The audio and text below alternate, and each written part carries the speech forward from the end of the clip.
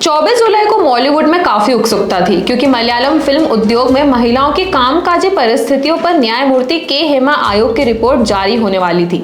लेकिन कुछ ही घंटे पहले केरल उच्च न्यायालय ने इसे चुनौती देने वाली एक याचिका पर सुनवाई करते हुए 31 जुलाई तक रिपोर्ट जारी करने पर अंतरिम रोक लगा दी और अब 13 अगस्त को इससे जुड़ा फैसला हाई कोर्ट द्वारा सुना दिया गया है। आइए जानते हैं क्या है इस फैसले में और आपको बताएंगे क्या है हेमा कमीशन रिपोर्ट। नमस्कार, मैं यशस्वी जोशी स्वागत करती हूं आपका यूबीई न्यूज में, जहां हम न सिर्फ खबरें लाते हैं बल्कि उसका बारीकी से सटीक विश्लेषण भी करते हैं। केरल उच्च न्यायालय ने न्यायमूर्ति हेमा आयोग यानी हेमा कमीशन द्वारा प्रस्तुत रिपोर्ट के प्रकाशन को चुनौती देने वाली याचिका को खारिज कर दिया है। इस आयोग को मलयालम फिल्म उद्योग में महिलाओं के सामने आने वाले मुद्दों का अध्ययन करने और समाधान सुझाने का काम सौंपा गया था। न्यायमूर्ति वीजी अरुण की पीठ ने निर्देश दिया है कि रिपोर्ट 1 सप्ताह के भीतर प्रकाशित की जाएगी। फैसले की विस्तृत प्रति का इंतजार रहेगा। खुली अदालत के आदेश सुनते हुए न्यायाधीश ने कहा कि उपयुक्त कारणों से रीट याचिका खारिज की जाती है। प्रदर्श P3 के आदेश भाग में उल्लिखित तारीखें आज से 1 सप्ताह तक बढ़ाई जाएगी। राज्य सूचना आयोग द्वारा 25 जुलाई 2024 को रिपोर्ट सार्वजनिक करने के आदेश पर पहले ही उच्च न्यायालय ने रोक लगा दी थी। न्यायालय ने मलयालम फिल्म निर्माता साजिमोन पारियाल द्वारा दायर याचिका में उपरोक्त आदेश पारित किया, जिसमें न्यायमूर्ति आयोग की रिपोर्ट में बड़े हिस्से का खुलासा करने से राज्य सूचना आयुक्त के आदेश को चुनौती दी गई थी। आदेश में राज्य लोक सूचना अधिकारी को RTI अधिनियम के तहत आवेदन प्रस्तुत करने वाले आवेदकों को संशोधित रिपोर्ट की सत्यापित प्रतियां प्रदान करने का निर्देश दिया गया। याचिकाकर्ता ने दलील दी कि रिपोर्ट की सामग्री का खुलासा करने से आयोग को गवाही देने वाले तीसरे पक्ष की गोपनीयता प्रभावित होगी। याचिकाकर्ता ने कहा कि गवाही गोपनीयता के वादे के तहत दी गई थी। याचिकाकर्ता ने आगे तर्क दिया कि रिपोर्ट के प्रकाशन से केवल अनावश्यक मीडिया चर्चा होगी और कोई व्यापक जनहित नहीं सधेगा।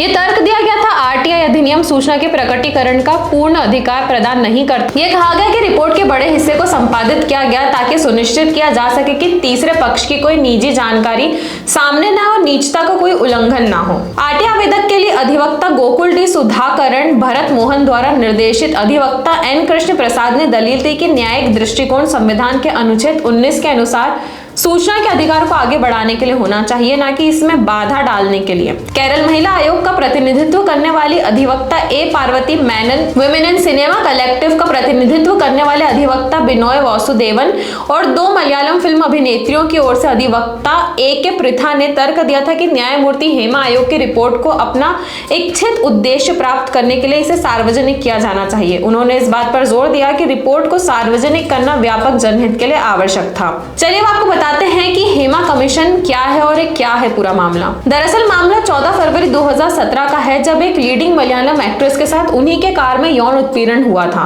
वो उस वक्त अपने घर से कोच्चि जा रही थी। इस दौरान कुछ लड़कों के ग्रुप ने उन्हें अगवा कर लिया और यौन उत्पीड़न किया। इस घटना की खबर आग की तरह पूरे राज्य में फैल गई, जिससे लोग न केवल परेशान थे बल्कि काफी गुस्से में दिखाई दिए। आरोपियों का मकसद था पीड़िता को ब्लैकमेल करना।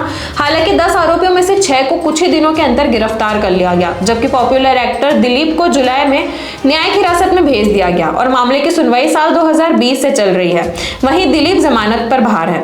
घटना के बाद मलयालम फिल्म इंडस्ट्री के कई एक्टर्स और टेक्नीशियंस ने इस मामले पर आवाज उठाई। वहीं महिलाओं के साथ होने वाले भेदभावपूर्ण व्यवहार पर सबकी नजर पड़ी, जिसके बाद गठित वुमेन इन सिनेमा कलेक्टिव ने मुख्यमंत्री को एक याचिका दी। इस दौरान इंडस्ट्री के जेंडर इशू पर जांच की मांग की गई। घटना के बाद 5 महीने का वक्त बीत चुका था। फिर जुलाई 2017 में राज्य सरकार ने मलयालम फिल्म इंडस्ट्री में यौन उत्पीड़न और जेंडर इनइक्वालिटी के मुद्दों पर विचार करने के लिए 3 मेंबर कमेटी का गठन किया। ये committee retired Kerala high court justice के हेमा की अध्यक्षता में गठित हुई।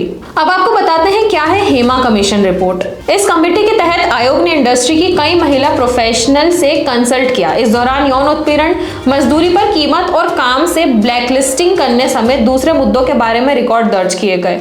साल 2019 दिसंबर को मुख्यमंत्री पिनाराई विजयन को 300 पन्ने की रिपोर्ट सौंपी गई। इसमें से इन सभी मुद्दों पर सपोर्ट करने के लिए डॉक्यूमेंट्स, ऑडियो और वीडियो के एविडेंस शामिल थे।